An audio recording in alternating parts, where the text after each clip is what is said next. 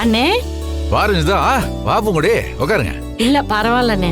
என்ன 2 பேரும் திடீர்னு சொல்லாமலாம் வந்திருக்கீங்க? மச்சானுக்கு தெரிஞ்சா சத்தம் போடுவாரு. கூட்டிட்டு வந்ததே அவர்தான் மாமா. அப்படியா? ம். எங்க அவரு? ஏன் அப்புறம் உள்ள வர வேண்டியதானே?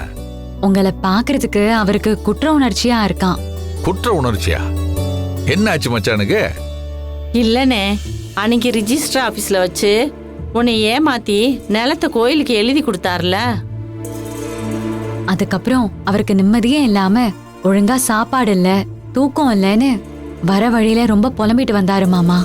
ஆ, நான் பெரிய தப்பு பண்ணிட்டேன், நான் பாவம் பண்ணிட்டேன்னு திரும்ப திரும்ப சொல்லிக்கிட்டே வந்தாருனே. அதெல்லாம் நடந்து முடிஞ்சு போச்சு. இப்ப அத பத்தி பேசி என்ன பிரயோஜனம்? நான் அதை பெருசாவே எடுத்துக்கவே இல்லையே. ஆனா அப்பா பண்ணது அப்பாக்கு ரொம்ப கஷ்டமா இருக்குன்னு சொன்னாரு மாமா. அதுக்கு என்ன பண்ண முடியும்? கோயிலுக்கு கொடுத்தது திரும்ப வாங்க முடியுமா? மச்சான் ஆசைப்பட்டு கோயிலுக்கு கொடுத்தாரு, கொடுத்தது கொடுத்ததாவே இருக்கட்டும். அது கோயிலுக்கு சொந்தமானது.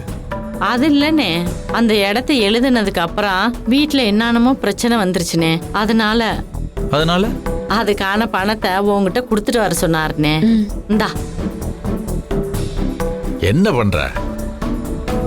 இத உங்ககிட்ட கொடுக்க சொன்னாருனே. அதெல்லாம் வச்சுக்க. ஒண்ணும் வேணாம், எடுத்துட்டு போய் மச்சான்ட்டே கொடு. சொன்னா கேளுனே. அவர் ரொம்ப வருத்தப்பட்டு தான் பேசினாரு. இந்த பணத்தை வாங்கிட்டாதான் அவர் பண்ண பாவம்லாம் தீரும்னு சொன்னாரு. இங்க பாரு, எனக்கு இந்த பாவம் புண்ணியத்தெல்லாம் நம்பிக்கை கிடையாது. அதெல்லாம் மச்சானுக்கு தான் நம்பிக்கை இருக்கு. நான் இந்த சொத்தை உனக்கு தரணும்னு ஆசைப்பட்டேன். அதை மச்சான் கோயிலுக்கு தரணும்னு ஆசைப்பட்டாரு. ஆசைப்பட்டபடியே கொடுத்துட்டாரு. கொடுத்தது கொடுத்ததாவே இருக்கட்டும். இந்த பணம் எனக்கு வேணாம். இதை கொண்டு போய் மச்சான்ட்டே கொடுத்துரு. அட என்ன மாமா, நீங்களே வாங்கிக்கோங்க. வச்சுக்கனே. என்ன பூங்கடி நீயும் புரியாம பேசிட்டு இருக்க? இந்த பணத்தை எடுத்துட்டு போய் நான் என்ன பண்ண போறேன்? இத நீங்க வாங்கிக்கிட்டீங்கன்னா பிரச்சனை எல்லாம் தீந்துரும். இல்லனா இத வச்சு அப்பா வேற ஏதாவது சொல்லுவாரு மாமா. சரி, அப்படியே கொடுக்கணும்னா கூட இது ரஞ்சிதத்தோட பணம். அவளுக்கு தான் இந்த பணம் போய் சேரணும். நீயே எடுத்துட்டு போ. இந்த காசை எடுத்து வை. அண்ணே, அவரே நல்ல மனசோட கொடுக்கறாரு. தயவு செஞ்சு இதை வாங்கிக்கனே.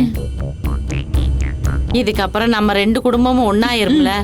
இதுக்கு மேலேயும் நம்ம 2 குடும்பமும் சந்தோஷமா இருக்கும்ல. தயவு செஞ்சு கேளுனே.